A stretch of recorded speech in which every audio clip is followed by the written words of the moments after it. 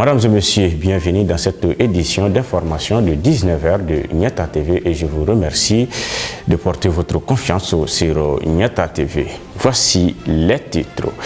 La 9e édition de la journée minière et pétrolière du Mali a débuté ce matin 16 novembre 2021 au CICB en présence du chef du gouvernement Dr Choguel Kokala Maïga. Des voleurs de mototaxi capturés par le commissariat du 3e arrondissement à Kinzambogo en commune 2 du district de Bamako. Au Burkina Faso, 3 jours de deuil national après l'attaque à Inata.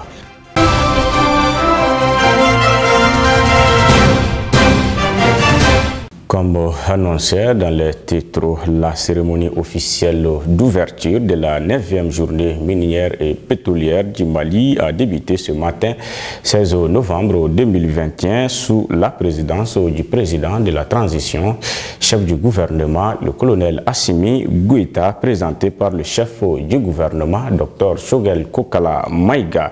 Cette rencontre de 3 jours va permettre d'apporter un intérêt particulier à l'industrie extractive du Mali. Suivant le reportage. Comme à l'accoutumée, la maire de la commune 3 a souhaité la bienvenue à toute la salle dans sa circonscription avant de mettre un accent particulier sur l'importance de la cérémonie et après les allocutions de Madame le maire, l'initiateur de la dite cérémonie, Seydou Lamine Traoré, a rappelé l'assistance au thème de la journée. Il a aussi reconnu que la Covid-19 a impacté négativement le secteur minier, mais malgré cela, des progrès ont été consentis par rapport à l'année dernière. Au-delà des JMP, cette tribune est aussi l'occasion pour moi de faire le point sur la situation du secteur minier au Mali.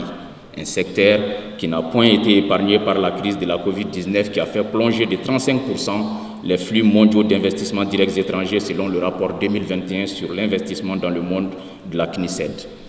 L'environnement minier au Mali est également contrarié par l'orpaillage illégal. Une lutte implacable contre le dragage et l'orpaillage illégal est en cours depuis janvier 2021. Malgré ces difficultés, le secteur minier a continué de remplir son rôle de pourvoyeur de fonds pour l'État.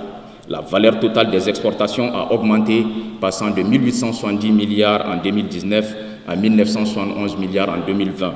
La contribution du secteur au budget national s'est chiffrée à 450 milliards de francs CFA en 2020 contre 403 milliards en 2019. Monsieur le Premier ministre, honorables invités, mesdames et messieurs, cette performance du secteur minier a été possible malgré les défis susmentionnés pour 2 raisons. Un climat des affaires propice et surtout la confiance renouvelée de l'ensemble des parties prenantes du secteur à l'État du Mali. Organisées tous les 2 ans depuis 2005, les thématiques des journées minières et pétrolières visent à intégrer les activités minières et pétrolières à l'économie nationale afin qu'elles profitent au pays à tous les niveaux et dans les meilleures conditions possibles. Cette année, les thèmes consacrés, développement du contenu local, enjeux, perspectives et rôle de l'État visent les mêmes objectifs. Mieux, ce thème qui sera discuté, en plus d'être d'actualité, répond aux préoccupations des autorités de la transition, à savoir tirer le maximum des bénéfices du secteur minier à travers une implication massive et de qualité de nos entreprises nationales et des Maliens. En souci de faire la promotion du secteur minier et pétrolier du Mali, l'État malien a organisé des sessions depuis 2005 en ce sens afin qu'il puisse apporter quelque chose de significatif à l'économie du pays. C'est pourquoi les autorités de la transition sont vent debout pour organiser le secteur. Concernant l'exploitation artisanale de l'or, le département s'attelle, en collaboration avec la Chambre des mines du Mali, à la mise en œuvre de la feuille de route portant organisation de l'orpaillage traditionnel. Le comité ad hoc mis en place à cet effet tient sa 2e réunion à la fin de ce mois. Nous saluons l'appui constant de nos partenaires dans le cadre de l'organisation de ce secteur qui reste vital pour notre économie. Aussi, le département des mines étudie minutieusement la possibilité de création d'une société de gestion du patrimoine minier avec le ministère en charge des Finances et celui en charge des domaines. Tous les sponsors de la 9e journée minière et pétrolière ont félicité le gouvernement pour sa bonne volonté à faire ce secteur sa priorité. Ils ont également appelé les autorités à appuyer davantage les entreprises maliennes évoluant dans ce champ pour un Mali développé et prospère. Tout le monde parle de transition énergétique et c'est impossible d'arriver à la transition énergétique sans l'éolien, le solaire et l'hydrogène. Nous avons la chance d'en avoir, de grâce, ne me coupez pas la parole, nous avons la chance d'en avoir Et c'est important qu'on comprenne l'importance des enjeux et que cet hydrogène naturel et l'hydrogène vert que nous pouvons produire au Mali sur la base d'éolien et du solaire peut permettre au Mali d'être la première économie décarbonée du continent et même être le premier fournisseur des pays européens qui se sont engagés à atteindre la neutralité carbone avant 2030. Avant tout propos, Dr Choguel Kokala Maïga a invité tous les pays du Sahel, particulièrement le Burkina Faso, à se donner la main pour vaincre le terrorisme. Il a aussi présenté les condoléances les plus attristées de toute la nation malienne à celle du Burkina Faso à l'occasion de la mort des civils et militaires du Faso tombés sous les balles lâches des terroristes. Monsieur le ministre des Mines du Burkina Faso, au nom du président de la transition, Son Excellence le colonel Assimi Goïta, toutes mes condoléances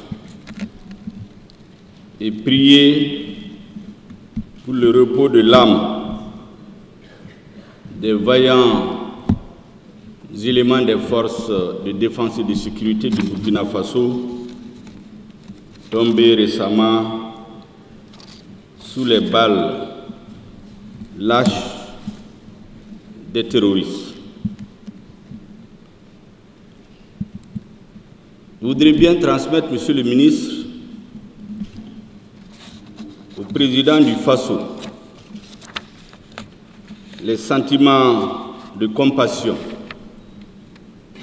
et de solidarité de son cadet, le président de la transition du Mali. Je voudrais vous dire que cette lutte contre le terrorisme sera gagnée par nos deux peuples et les peuples d'Israël.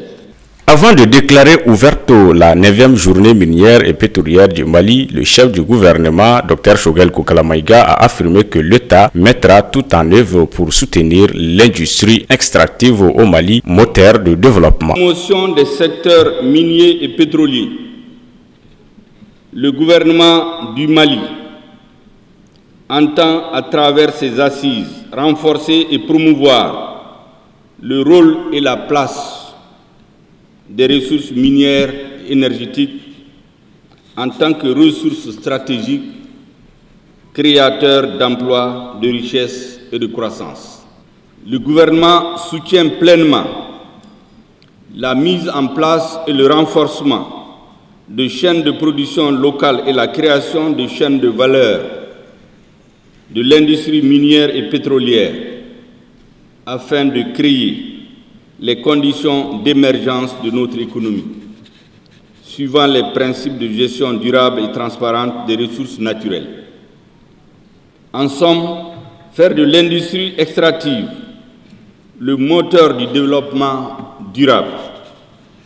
À la fin de la cérémonie, le Premier ministre et certains membres du gouvernement, tous ensemble, ont visité les stands d'exposition. Suite à la décision prise en Conseil des ministres par le gouvernement de subventionner certains produits de première nécessité, le ministre de l'Industrie et du Commerce, M.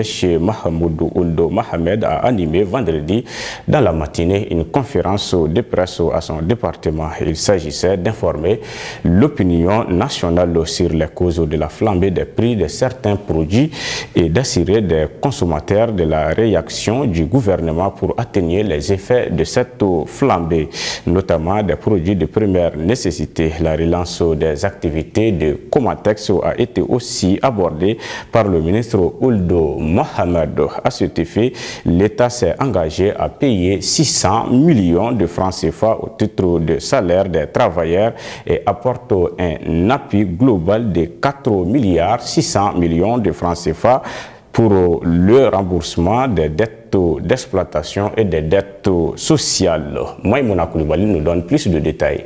Les prix des produits de première nécessité nécessaient de grimper et malgré les efforts du gouvernement, les prix de certains produits comme le sucre et les riz ont connu une ascension fulgurante. Et comme pour ne rien arranger, la rareté du pain durant la semaine dernière a failli empirer la situation déjà difficile pour le Malien lambda. Dans cette situation intenable, des voix avaient commencé à se faire attendre dénonçant l'incompétence du gouvernement face à cette situation vie chère. À cet effet, le gouvernement de la transition dirigé par le Premier ministre Dr Choguel Kogala Maïga a décidé de réagir et faire en sorte que les prix des produits de première nécessité restent stables. Pour ce faire, il a pris certaines décisions courageuses lors du Conseil des ministres du mercredi 10 novembre 2021 en abandonnant les droits de taxes sur chaque produit importé, en assumant les pertes de revenus considérables. Selon le ministre de l'Industrie et du Commerce, Mahmoud Ould Mohamed, depuis plus d'une année, les prix de certains produits connaissent une augmentation en raison essentiellement des facteurs exogènes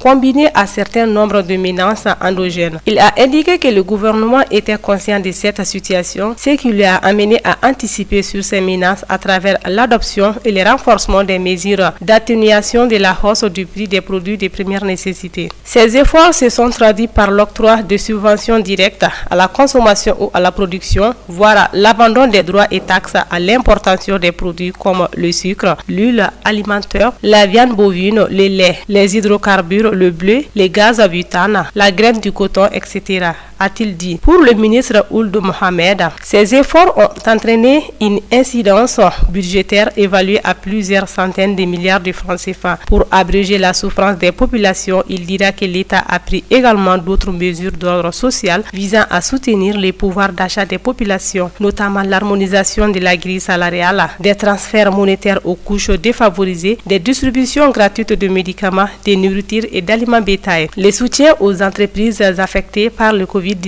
l'abandon de la TVA à la consommation de l'eau et de l'électricité pour les tranches sociales. Dans la même veine, mon département a engagé des négociations des marges commerciales avec l'ensemble des partenaires économiques réunis au sein des différents cadres de concertation et du Conseil national des prix, a-t-il déclaré. Pour éviter le dérapage des prix et lutter contre la spéculation, il a déclaré que les structures techniques de son département ont accentué la surveillance des marchés. Le ministre de l'Industrie et du Commerce a saisi cette occasion pour rappeler les actions entreprises par rapport au dossier de la Comatex SA. Sur ce dossier, il a tenu à informer des initiatives entreprises par le gouvernement en vue de relancer les activités de la Comatex SA. Et à ce titre, il a déclaré que le gouvernement de Dr Choguel Kogala Maïga s'est engagé à payer 600 milliards de francs CFA au titre des salaires des travailleurs. Au plan institutionnel, l'État, à travers son département, poursuivra les discussions avec la société COVEC pour reprendre les activités. De même, au plan de l'équilibre financier, l'État apportera un appui global, 4,600 milliards pour le remboursement des dettes d'exploitation et des dettes sociales, a-t-il annoncé. De poursuivre que pour cela, le gouvernement a décidé de la mise en place d'une administration provisoire chargée de reprendre les aspects sociaux et relancer les activités. Le ministre Ould Mohamed a ajouté que l'État conclura un contrat de performance avec la Comatex SA pour améliorer la gouvernance et renforcer ses capacités afin de permettre d'atteindre et de maintenir son équilibre d'exploitation. Par ailleurs, il dira que son département poursuivra des discussions avec les investisseurs pour l'ouverture du capital de la société pour un partenariat stratégique. Il se nomme OSMD, conducteur de mototaxi, et AT, ouvrier des voleurs de mototaxi appréhendés par les hommes du commissaire divisionnaire Amadou I. Balobo Maïga le 4 novembre dernier au bar Fanseda à Kinzambourou, en commune 2 du district de Bamako. Ainsi, ils étaient en possession d'une mototaxi qu'ils venaient d'escamoter à un conducteur de cet engin sur la route de Kouralé. Ils leur ont reproché d'association de malfaiteurs, vol qualifié, détention illégale d'armes à feu et de stupéfiants. Aïssata Touré nous donne plus de détails. Cette arrestation d'OS et son gang, composé de MD et AT, a été possible grâce à la dénonciation d'une personne sous l'anonymat. Son information était relative à la présence suspecte de certains individus voulant vendre une moto de provenance douteuse au niveau du bar Fazenda à Kinzambourou en commune 2. Une fois cette information reçue, une équipe de la brigade de recherche du commissariat du 3e arrondissement s'est transportée sur le lieu indiqué où ils ont mis le grappin sur OS et MD, l'arrestation du troisième élément de cette bande, notamment AT, n'a pas tardé dans la mesure où il a été à son tour indexé par son acolyte MD. Dans la même foulée, ont été saisis avec ces jeunes âgés de 21, 23 et 29 ans, une moto-taxi, un pistolet de fabrication artisanale et une quantité de chanvre indien. Partant, les voleurs n'ont pas démenti les faits. OS, étant le leader de la bande, a même fait des révélations au cours de son interrogation. Selon lui, le 29 octobre dernier, MD l'a regagné dans son salon de coiffure où il lui a donné une arme à feu à charge pour lui de la garder en attendant qu'il en ait besoin. Interpellé sur la provenance du pistolet, il m'a laissé entendre qu'il a acheté avec AT. Il a ajouté qu'il voulait se défendre en cas de menace car il est un conducteur de moto-taxi. J'ai accepté volontiers. J'ai camouflé l'arme en question dans mon salon en présence du nommé Chokoroba, a-t-il divulgué. À se dire, quelques jours plus tard, ce même ami Chokoroba est venu dans son salon pour lui dire que cette arme peut leur apporter beaucoup d'argent, surtout en commettant le braquage. Dans cette pensée, ils se sont rendus en ville et arrivés vers le marché de Nyamakoro-Kurani. Ils avaient aperçu un conducteur de moto-taxi. Ils l'ont signalé en lui faisant croire qu'il partait à Kurale. Il nous a embarqués. Lorsque nous sommes arrivés vers une zone reculée, le nommé Chokoroba a pointé l'arme sur le motocycliste en lui intimant d'ordre de nous céder la moto en question. Par peur, il a abandonné sa moto pour prendre la fuite. Nous nous sommes emparés de l'engin pour nous diriger vers Baradadji en vue de la vendre et à un éventuel reseller. Chemin faisant, nous avons fait appel à MD et AT qui nous ont rejoints sur le lieu. Une fois à Baradadji, nous avons été reçus par un jeune homme. Il nous a fait croire qu'il connaît un reseller qui se trouverait au bar Fazenda à Kenzambougou. Lorsque nous nous sommes rendus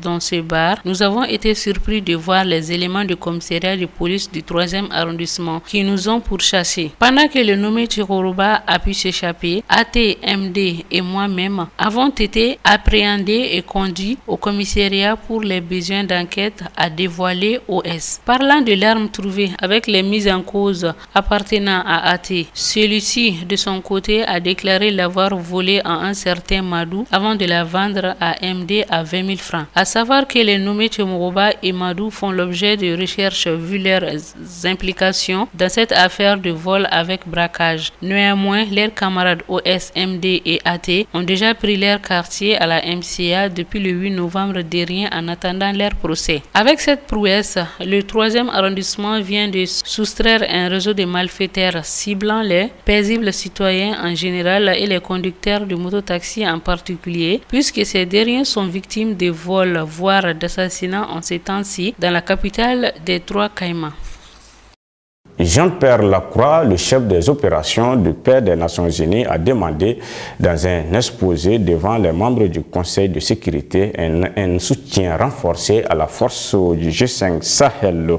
Cette plaidoirie s'est faite au moment où la situation sécuritaire reste toujours très préoccupante au Sahel. Toumani Keita. Jean-Pierre Lacroix, le chef des opérations de paix des Nations Unies, a demandé dans un exposé devant les membres du Conseil de sécurité un soutien renforcé à la force du G5 Sahel, Burkina Faso, Mali, Mauritanie, Niger et le Tchad. Cette plaidoirie s'est faite à un moment où la situation sécuritaire reste toujours très préoccupante au Sahel. Selon l'ONU Info, le secrétaire général adjoint aux opérations de paix a rappelé que l'insécurité et l'instabilité dans cette région d'Afrique entravent gravement les possibilités de croissance et de développement et que les civils en payent les prix les plus élevés. Pour ces derniers, la force conjointe du G5 Sahel a continuellement augmenté son rythme opérationnel et a réussi à le maintenir malgré d'importants défis. Depuis son déploiement il y a 4 ans, ces dernières semaines, la force conjointe a également démontré sa capacité à monter rapidement une opération ad hoc, l'opération Serre d'Aigle, pour répondre à une attaque imminente visant les populations au Burkina Faso, a souligné M. Lacroix. Selon le site d'information des Nations Unies. À en croire la même source, Jean-Pierre Lacroix a déclaré qu'il est de la responsabilité collective de la communauté internationale de soutenir les efforts louables des États membres du G5 Sahel. Aussi a-t-il rappelé que la mission des Nations Unies au Mali, MINUSMA, apporte un appui à la force conjointe, mais que cet appui dépend du financement des bailleurs de fonds qui reste imprévisible. Il s'est dit convaincu que seul un bureau d'appui dédié, financé par les contributions statutaires, peut apporter à la force conjointe du G5 Sahel le soutien dont elle a besoin et qui lui permettrait également de devenir plus efficace. Jean-Pierre Lacroix a fait une plaidoirie en faveur des pays du G5 Sahel. Dans le même temps, un soutien accru nécessite également une collaboration renforcée et des efforts continus de la part des États du G5 Sahel pour renforcer l'appropriation, améliorer la gouvernance institutionnelle et le dialogue, a dit le chef des opérations de la paix. Pour lui, la mise en place d'un bureau d'appui et les conseils de sécurité le décidaient nécessiterait la pleine coopération de toutes les entités concernées du G5 Sahel, y compris le comité de défense, de sécurité et le secrétariat exécutif, ainsi que les efforts supplémentaires pour renforcer et clarifier les contrôles civils et le commandement et contrôle, ainsi que de renforcer les mécanismes de protection des droits de l'homme. Par ailleurs, Jean-Pierre Lacroix a noté que les progrès importants ont été accomplis par des États du G5 Sahel dans la prévention et l'atténuation des violations des droits de l'homme par des éléments de leurs forces armées et de sécurité lors des opérations antiterroristes, mais aussi pour protéger les civils grâce à des patrouilles renforcées. Le chef des opérations de paix a aussi rappelé que les efforts de sécurité à eux seuls ne suffisent pas à faire face à la crise au Sahel et qu'une approche holistique est nécessaire pour s'attaquer aux défis de gouvernance et aux causes profondes de la pauvreté et de l'exclusion. Précisé l'ONU Info. Il faut rappeler que la CEDEAO a pour le cas du Mali demandé un mandat plus robuste et offensif de la MINUSMA.